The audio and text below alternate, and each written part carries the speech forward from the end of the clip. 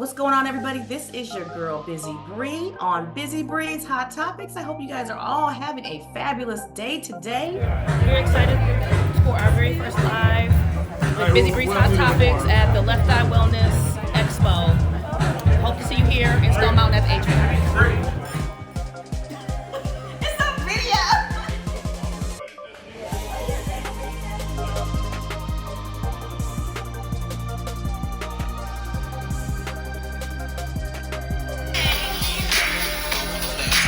I love you on the screen.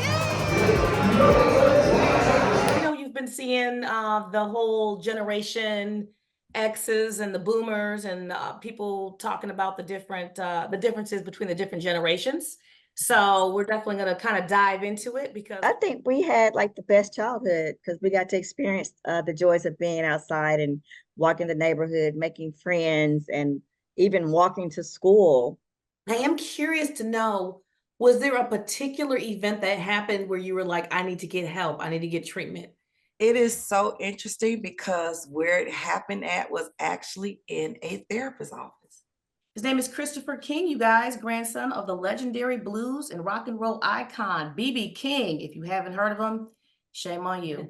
And we've got a new face for those who actually can see us and not just listening in. We've got the lovely Yvette Hernandez. How are you, Yvette? Hello. Hello, everybody. So tell the audience just a little bit about your contribution in the Hispanic community and what you're going to be bringing to the show. My job with the Hispanic community basically is just like introducing them, letting people know that the Hispanics in Atlanta are doing well. We are working. We are, we're not just how they say, like people that come over the border to do bad things. Right. Or take your jobs Take all away. jobs and stuff like that. So just to introduce the good side of our Hispanic people.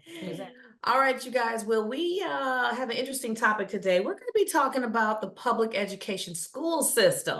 There was some comments made by Trump, I believe. Well, at least I saw it on social media about how immigrants or somebody was coming after Black jobs. So I don't know if you have the exact quote or anything, but just to say Black jobs is crazy. Like, we are in the year 2024. Are we really going as a presidential candidate? I'm just not comfortable with someone saying Black jobs or Asian jobs or white jobs. Like, what is a Black job? And I've got a special treat for you guys. I've got one of the hottest DJs in Atlanta, and he's a good friend of mine of, I think, over 15 years.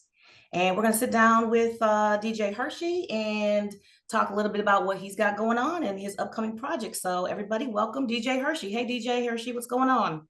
I'm good, love. How are you? Long time no see. I know. I've always wanted to know this, so I'm going to ask for the listeners as well. How did you get into being a DJ in music in general, overall?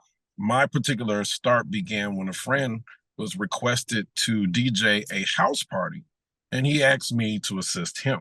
I said, okay, no problem. This will be interesting. So set up the equipment. Everything's fine. He had to go use the bathroom. And he said, you know what? Can you hold it down for me while I'm gone? I said, okay, no problem. And so my first experience was watching how the music that I selected, how the crowd responded. So that was so much of an adrenaline rush for me that I'm like, okay, that works. Let's try this one. Let's try this one and try this one. And then that's where it all began. And me being the inspiring perfectionist I am, then I started studying the greats in that field. Her name is Cheryl Gyant. Let me tell you a little bit about Cheryl. First of all, we actually went to school together. Welcome to the show, Cheryl. Thank you. Thank you. Thank you for having me. Well, I found out when I was adopted at a young age. I was about 9 years old. I was told that my mom was dead and my father did it. I had no idea what had really happened to her until I was about 26 years old. We've got Bunny DeBarge, singer, songwriter, author, and woman of God.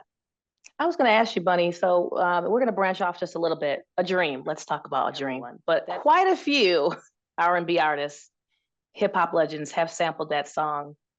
How does that make you feel? Yeah, I was going to say, how does that make you feel? As a little girl, Bria, I used to write poetry all the time, and I was very dramatic. I was a Shirley Temple girl, and that's probably way before your time. but I wanted to be on Broadway. And in writing a dream, I saw myself as I'm going to write this song from a girl's point of view. And so the dun dun dun dun dun, very dramatic. Okay. Da, da, So da, da, da, da, da. yes, Yes. so this girl is there. You see it. It's in the movie. Um, she's in love with her high school guy. You know how in high school you're kind of shy. You're liking a guy that probably has another girlfriend in a higher grade than what you're in, and he never gets to know that you really like him. So, but you see him as he goes down the hall, and you kind of like, smile as he smiles at you, and you giggle, but you mesmerize it. You mesmerized, and you dream about this guy. You dream that he was with you, and but you wake up, so that's how I wrote it. And you wake up and the music stops after you dance with him and all this, then the music stops and you're all alone, and it was just a dream haunting you Yes. again. So I think this is something that every um high school girl goes through, in being mesmerized by another guy that maybe might be with another girl, and she never gets to tell him that she was in love with him in high school until what 10 years later, or whatever. So that's how a dream came about.